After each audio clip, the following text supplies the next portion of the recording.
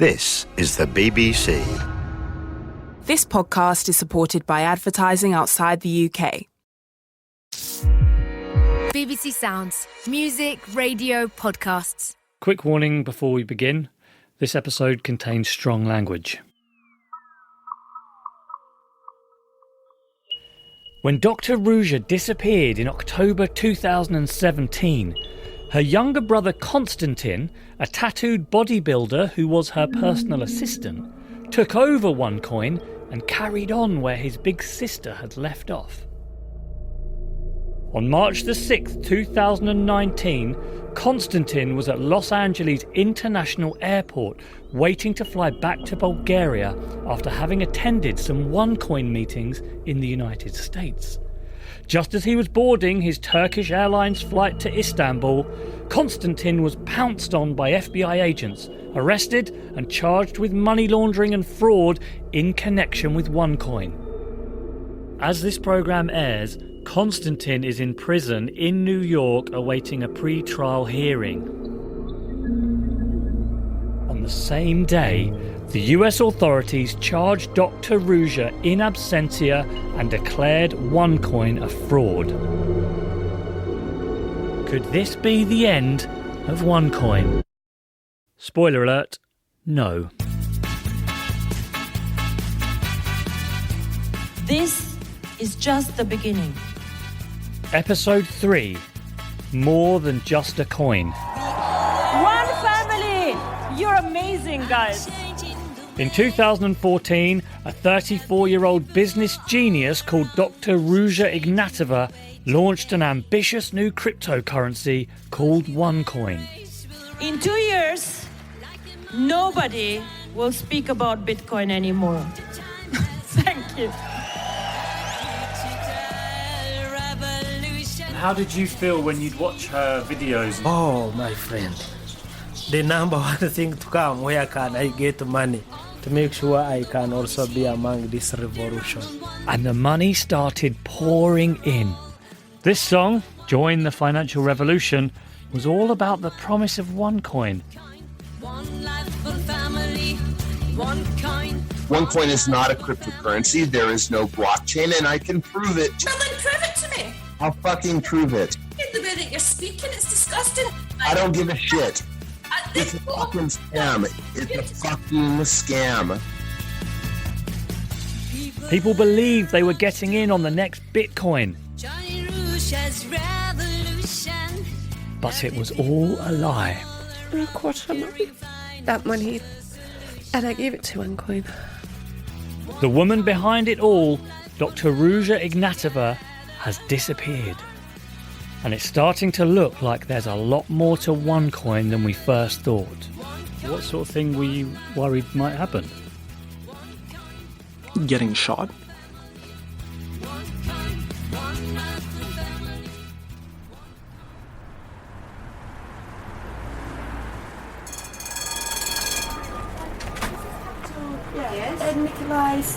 It's early April 2019 and we're meeting Bulgarian business journalist Nikolai Stoyanov at his newspaper offices in central Sofia. You'll remember Nikolai was with us in Sozopol, where Dr. Ruja was last seen in public on her luxury yacht. I'll just say thanks so much for taking your time. Nikolai was one of the first to start investigating OneCoin. Turn here. And today has agreed to show us some places in Sofia that could be useful for our search. So we should go this way back. Maybe we can go to the first building which Ruja Ignatova bought. How many buildings has she bought in the city here? I think my tour will only comprise of 3 buildings. One used to belong to the mayor. It looks a bit like the front of a grand old hotel, literally a stone's throw away from the Parliament building. And the other had been Sofia's most famous restaurant. It's a landmark building for Sofia. It's not like buying a new built house somewhere. It's a property with history and property which attracts public attention. I mean, it is a stunning building, absolutely incredible, and it's kind of, the front's all sort of you can't really see it. The front gate's been kind of boarded up with some weird astroturf. I'm quite sad actually that it's just not being used. These properties are worth millions of euros. There's still a lot of money missing though, isn't there? There is. We don't know. Probably they are around the world.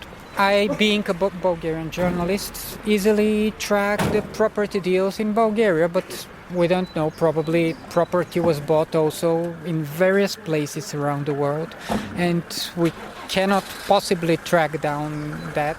It's been a month since the Department of Justice charged Dr. Ruja and her brother Konstantin, You now see the building. which makes the next stop on our tour even more surprising. Here it is.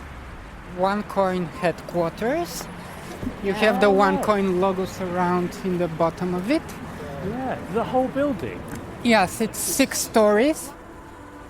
A 6-storey, 1,000 square metre building right in the heart of the city. This is where Dr. Ruja ran OneCoin up until her disappearance. So what is surprising to me, I suppose, after everything that's happened, that there's still a building here with all the logos are still on the building, got all the signs, OneCoin on the front door. Is it still being run from here? Far as I know, yes. There's people coming in and out. People, so No, I there are suppose people they are still employees. So the people still are working for OneCoin in there? I think they are. I mean, what do you think what the people in that building now are actually doing? Well, you can consider it like a back office. So all the selling is done in other places. Here it is only technical staff, the guys who are doing the accounting, the guys who are running their servers, their websites, they're writing press material. But that's still part of the scam. That's not separate from the selling. That's still maintaining and running this. And here's what They're surprises still me. maintaining that we are a decent legal company, and one of our key persons is under investigation and is suspected in the US. I'm not trying to defend them. I'm saying what is the story OneCoin is selling to its investors and probably to its employees. Okay, well we can go I and see. wouldn't want to try and get in. Should we move away from here for a second? Nikolai is clearly nervous about going in or even being spotted here. And as for us, we can't believe that OneCoin is still open for business. So the options are, if we go in... Georgia and I discuss whether to try to get in because it is right in front of us. But the problem with OneCoin is that we don't really know who we're dealing with. Well, I don't think we want them to know that we're here, really. No. So I think... For now. Security guy there. He's the size of a tank. Just go back. Let's go back. It exists. I genuinely thought it was an abandoned building. I didn't think they were going to still be there.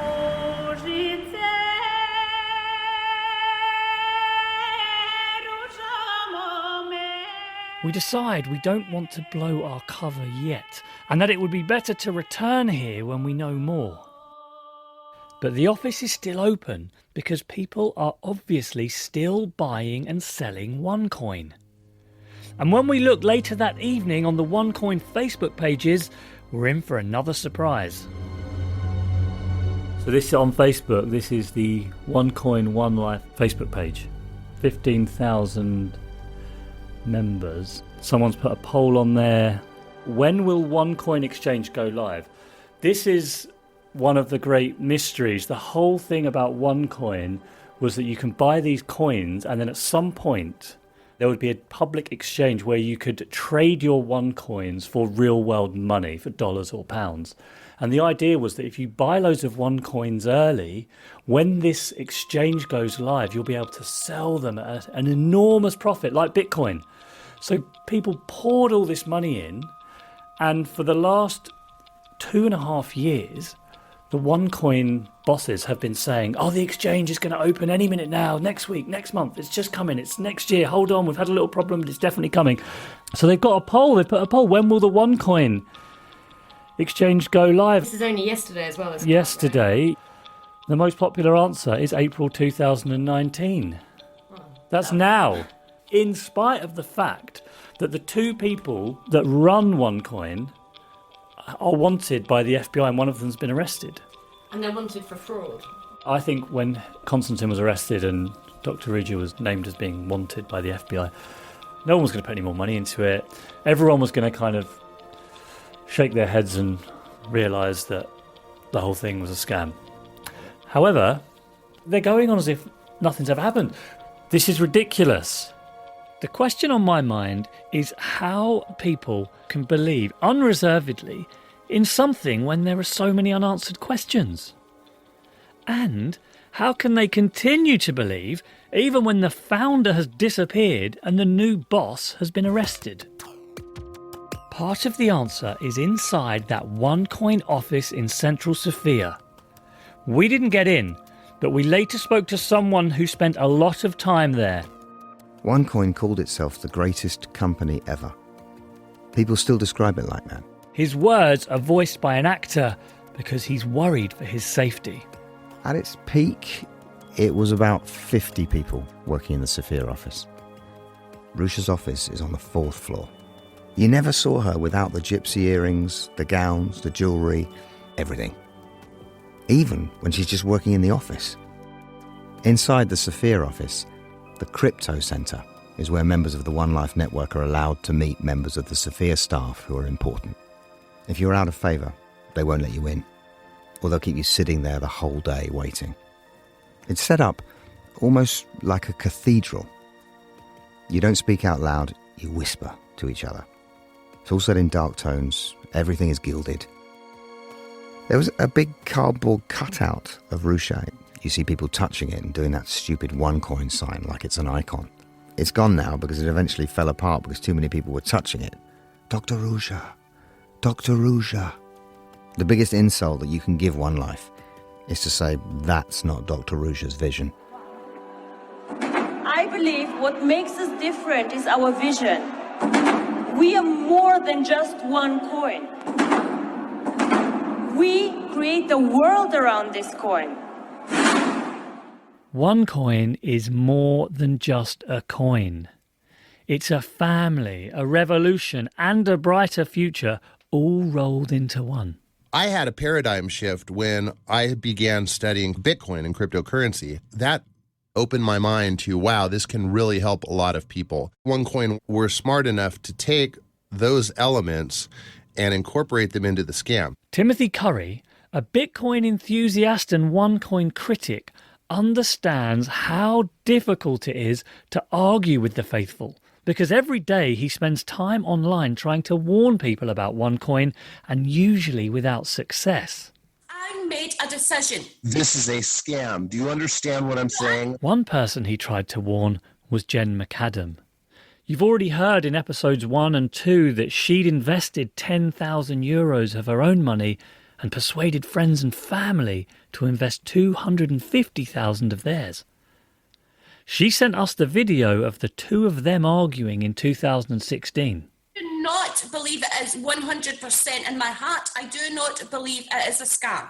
When you and I got into cryptocurrency, we had a very similar experience. The way that OneCoin worked is they reeled you in with these sort of pitches. One of the big early things that they would push is, this is going to bank the unbanked, and this is going to be borderless money. They would pick up little catchphrases that, we had been listening to and enthusiastic about. And since, anyone in cryptocurrency got into it, these were like the selling points for it. A lot of people who are underbanked, unbanked, or just forgotten by the big players. Why?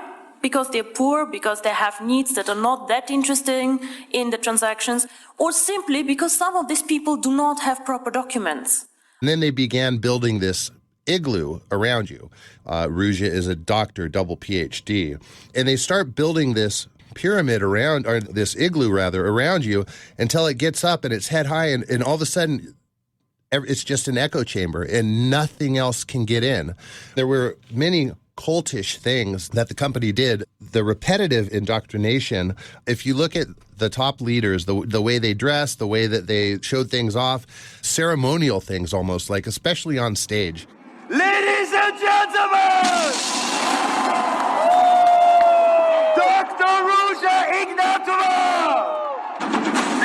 everything from the musical introductions to Ruja to the theatrics. They really did create a worship behind her.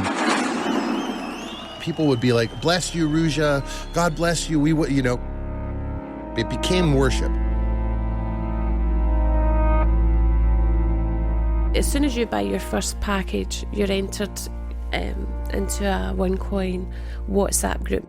They have many of them, depending on what leader came in under. And that OneCoin leader then starts filtering information down from corporate. If you have any negativity, you should not be in this group. You're told not to believe anything that from the outside world. That's what they call it, the outside world. Haters. They call it that. Bitcoiners are haters. Even Google, don't listen to Google.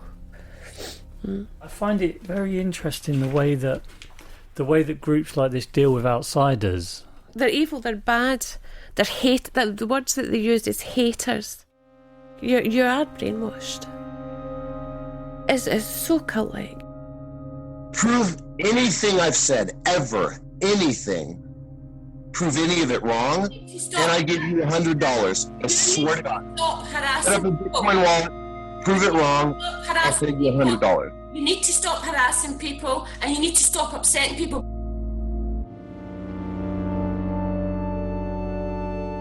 Did you believe that Tim was a hater? I believed that it was psychologically not very well, because they didn't want us. Tim had so much information that it was quite clear that this was a scam. And their answer was, they're haters, they're Bitcoiners, block them, move on. And now that I'm raising awareness of this, they don't see me as a OneCoin investor, they've been told I'm a hater. And guess what? The things that Jen and Tim described have already happened to me and Georgia. OneCoin, How to Destruct BBC Propaganda by Jamie Bartlett. On the day this podcast was released, I appeared on the Victoria Derbyshire programme, which is a current affairs show on BBC Two. Within a few hours, someone had found that footage and edited it together to make me look stupid, and claimed that the BBC was running a propaganda campaign against OneCoin. This Jamie Bartlett is not a serious journalist with ethical practices. It's like a children who want the attention, and it's just for his personal interest, and the factual proof is here. This guy have posted his podcast on Apple. It's crazy, but nobody listen you, except your community totally asleep from Twitter. How rude. They edited a silly red nose onto my face, Victoria Derbyshire got one too, and started sharing it on their social media channels, adding hashtags like #WeLoveOneCoin and #JusticeForOneCoin. Well, I mean, Jen as well, you know, I mean, it was a sort of a FFFF, this guy cannot even speak correctly, and he has pretend to have made serious investigation about OneCoin. They coordinated a mass complaint and flooded the BBC's complaints department even before episode 1 was released.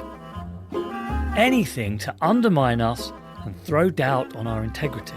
Thanks you for this serious answer, Jamie. You are a great reporter. We waiting your next incredible working the next another part of your storytelling for the stupid morons who love to watch stupidity on the TV.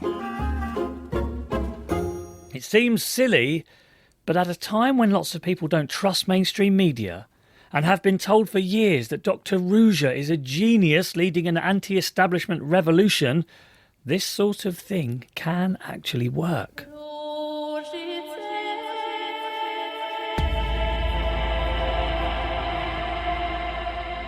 OneCoin is starting to look less like a cryptocurrency and more like a belief system. I'm Eileen Barker. I'm a Professor Emeritus at the London School of Economics, and I'm the founder of Inform, which provides information about minority religions, and I've been studying those since the 70s. Professor Eileen Barker is not an expert in OneCoin or cryptocurrencies, but she is an expert on how and why people come to believe in things that others would consider completely irrational. She spent her life examining Moonies, doomsday cults, and the millenarianists who believe that the world will end on a certain day and then carry on regardless when it doesn't. She's found some interesting similarities between what she studied and OneCoin. People just keep investing. And it seems like a strange type of irrationality. They've invested. They've invested, yes. And they're expecting a return. So Correct. they're stupid not to hang around till they get the return. I mean, you've got to believe it. It's a sort of consistency theory, the psychologists would say. Like when prophecy fails, they'll believe more strongly. And particularly if you've invested something, I have invested this. Not only my money, but my belief, my reputation, my intelligence, in a sense. You don't want to lose that. And we wait a bit longer, work for it, go and gather more people. The end is nigh, except the end is sort of wonderful. It's not a terrible apocalypse, but it's when we're all going to be rich and everything. This group has made a very bold claim that it's not just about making money, that it's going to transform the world of finance and helping millions of poor people around the world. It's all this sort of messianic millenarian stuff, being part of something that's really big, that's going to change the world. And she's got this stuff about education.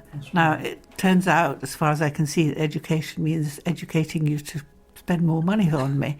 Yeah. But education is a good keyword. They offer something to people.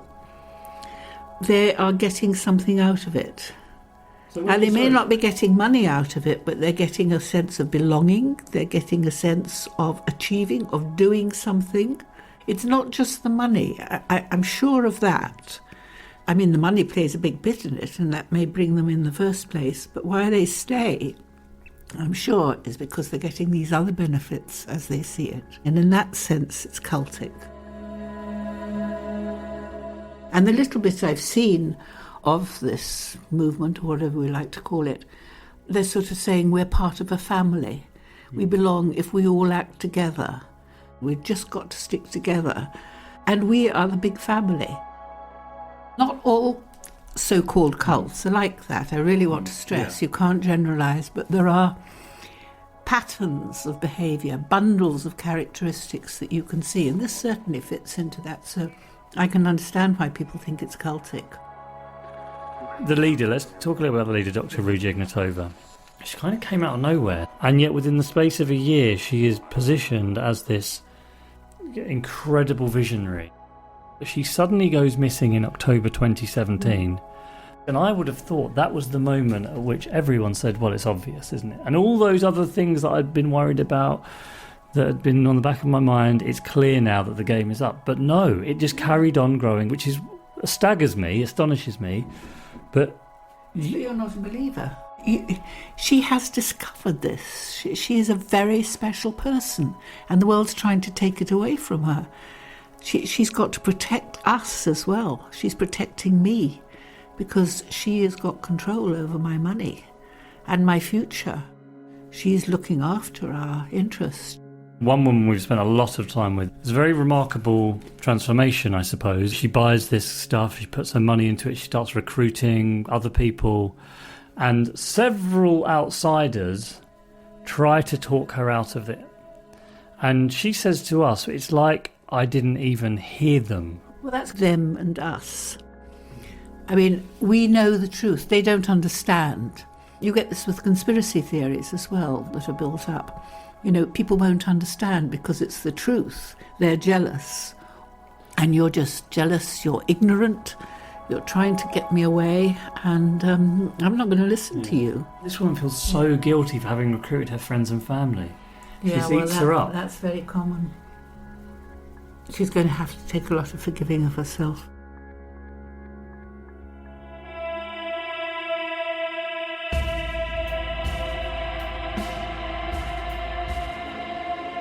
Here's an uncomfortable truth. Even smart and decent people can be very gullible in the right conditions. People get drawn into movements that promise life-changing experiences all the time. And often it's not really about evidence or logic, but faith, belief and hope. And once you're operating on the level of faith, belief and hope, rational arguments rarely work, especially if it's more comforting to keep believing. When Jen finally realised OneCoin was all a scam, she started to warn people. We had 13 members, and within a few days we had other OneCoin investors that didn't know asking to join the group. And 2 years on, we have 7 WhatsApp OneCoin victim support groups covering every continent. And I know that there's a lot of people out there just now that are utterly devastated. It's ripped the hearts out of families and individuals. I mean, I speak to people every day that are suicidal.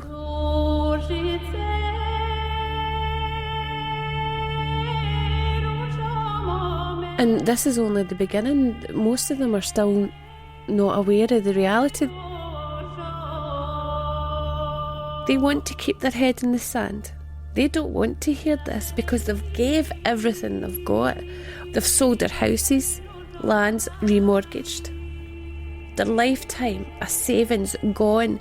Who wants to hear someone say, listen, this is actually a scam? They don't want to hear that. And I understand that. I really do understand it because I was there.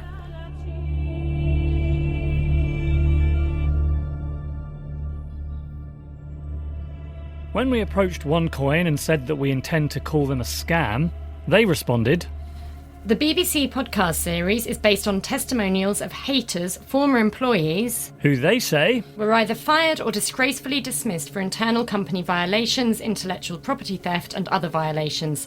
Thus, the series will not present any truthful information and cannot be considered objective nor unbiased. In response to the allegation that millions of people around the world who've invested in OneCoin cannot exchange or spend their OneCoin, and that OneCoin continues to promote this coin around the world even though it's not publicly tradable, they said, We assure you we will be relieved when the regulatory obstructions constraining people's freedom and trading do not exist.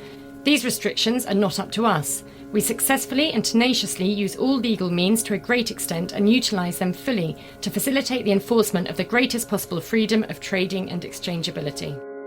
Over the next 5 episodes, we will return to the question of OneCoin's recruitment of investors and their marketing tactics, and we'll give OneCoin the opportunity to respond to our claims about the company. It's quite hard to grasp the scale of OneCoin. OneCoin say they have over 3.5 million members, but that's never actually been proved. Jen has talked about the devastation on families she's spoken to, and it seems widespread. But this just gives a hint as to the size.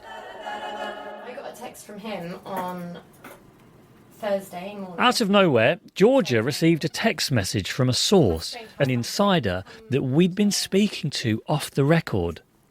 He had something incredible to give us. Leaked documents that might help us answer that question. So you're saying the usernames of all the investors and all the money the amounts of money that they have put in? And when? Wow. Is this what he gave you? All of this, all these files? Yeah. Sales. Wow. So the first bits of investment. So here we go. This is the very, very first sale on August the 11th, 2014. Issuer, Cryptoqueen. She selling it. The speed of growth. 15 million euros, January 2015. Jeez, that's fast. This is unbelievable database, isn't it? This is everything. This is like the inner workings of the whole thing.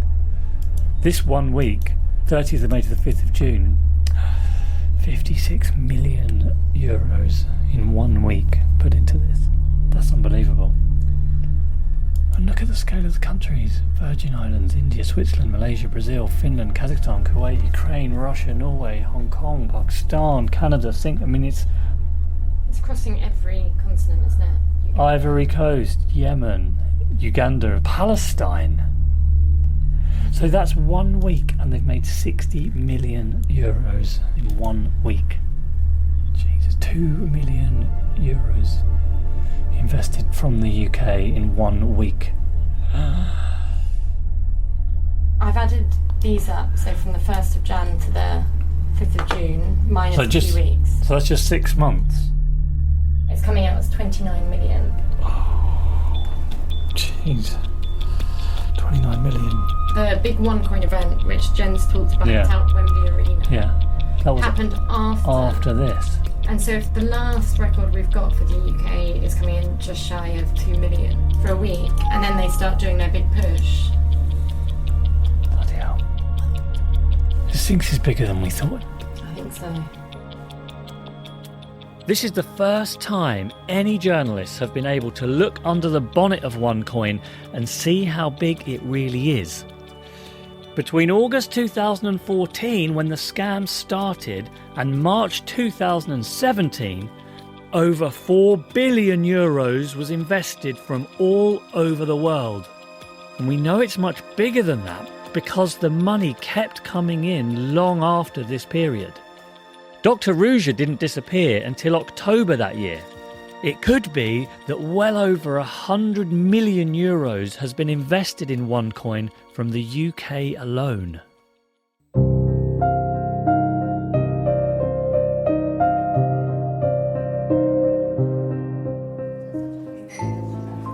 Back in Sofia and at Nikolai Stoyanov's office.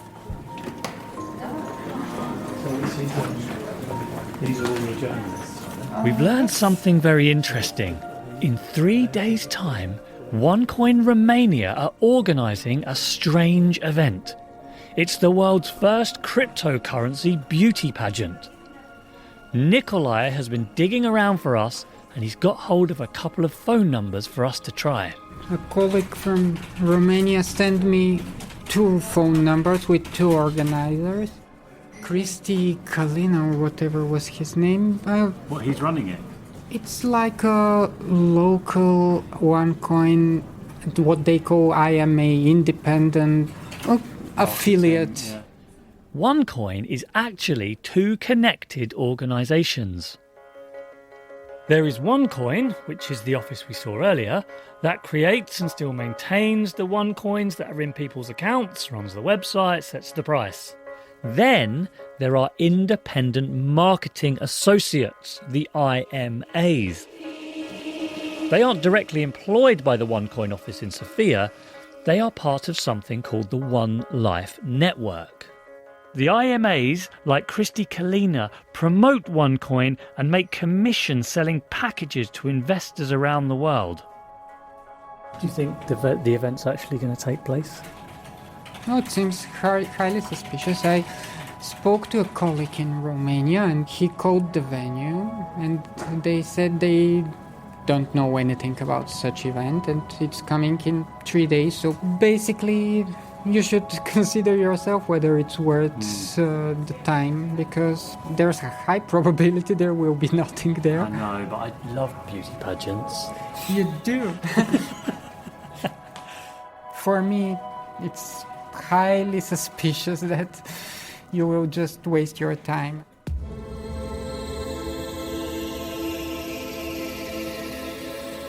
Oh yeah, don't use a public Wi-Fi. No, I'm not. I'm just on 4G. Oh, yeah. Despite Nikolai's scepticism, Georgia and I decide we need to try to get into this OneCoin, One Life event. According to their official website, there's going to be 400 people there, representatives from all the major media outlets, and they hope to reach an audience of between 20 and 50 million. Okay, so they should be really happy. This could be our only chance to get to an actual OneCoin event and see it from the inside.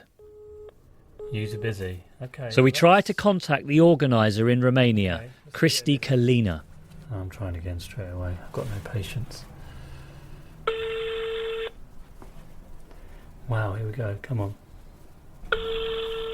Hi, is that Cristi? Hi, Cristi. The BBC has strict privacy policy, so we can't actually play you his voice. Organising a beauty pageant. But it's good news. Cristi Kalina tells me that we can come to the event in Bucharest. We just need to email or call him back to confirm. Thank you very much. Bye. Right. Okay. Well, then maybe it's going to work. Maybe we're on. Is anyone going to answer? Over the next 2 days, we try calling Christy. You could send a text message. Yeah. Who hasn't replied to our email over and over again. Lucky. Yeah, let's try again. I got a feeling this isn't going to get us anywhere, but let's give it a go. Please try again later. So annoying. We don't hear back from Christy Kalina. We're starting to build up a picture of OneCoin. A fake cryptocurrency spreads across the world like wildfire, luring in people like Jen who thought they were buying into the next big thing. Dr. Ruja confused people with exciting technology and created a quasi-religious belief in her coin and her vision. We also now know roughly how big it is. But we don't know where the money is, how OneCoin really works on the inside, or who else might be involved. And we're no closer to finding Dr. Ruja. So we make a decision. So it's 8:15 in the morning. Just woken up. We're going to Bucharest. We're heading for the world's first cryptocurrency beauty pageant, and more importantly, our first OneCoin event. We don't know if there's going to be anything there. We don't know if there's going to be a beauty pageant or not. Well, we're just going to go there, and I suppose we're going to see what's happening and just keep our fingers crossed. So let's see what we find. Next time. So very loud. Champagne's being popped. We didn't think it was going to happen. It's really quite a show. It's a spectacle. What's her name? Ruja. I think I might have heard something that someone was there and like the whole organizer of everything.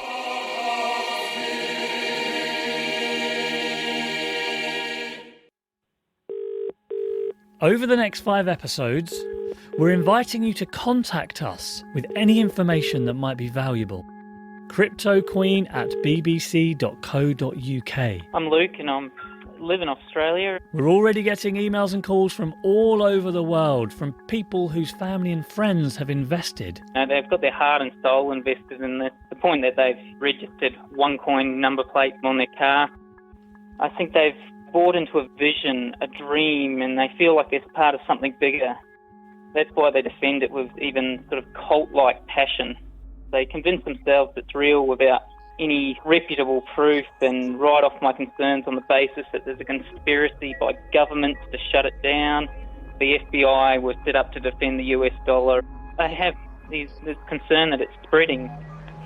The service you called has cleared. The service you called has cleared.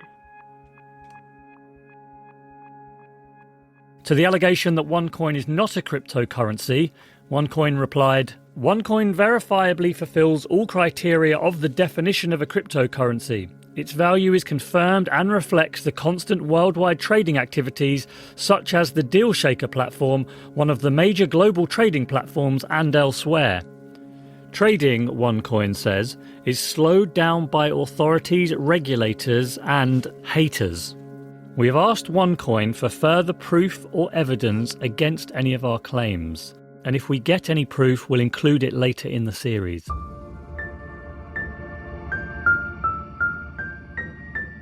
The Missing Cryptoqueen is a BBC Radio Documentaries production for BBC Sounds. BBC Propaganda by Jamie Bartlett. Whoa, hang on. Don't forget Georgia Catt. She's the co-writer and the producer. The story consultant is Chris Berube, and Philip Sellars is the editor. Sound design and music is from the talented Phil Channell, and we're delighted to say that some of the music you've been hearing has been especially composed and performed by Dessislava Stefanova and the London Bulgarian Choir. Not this bit, though. If you've been affected by any of the issues raised in this programme, help is available at bbc.co.uk/action line. BBC Sounds. Music, radio, podcasts. Hello, Peppa. Hello. Hello. Hello. Hello. We could do this forever. I know we could. Robots are starting to provide education, care, and even affection. I love you. As the world transforms, we're asking, will human contact become a luxury? The Beyond Today podcast. One big question about one big story every day. Listen now on BBC Sounds.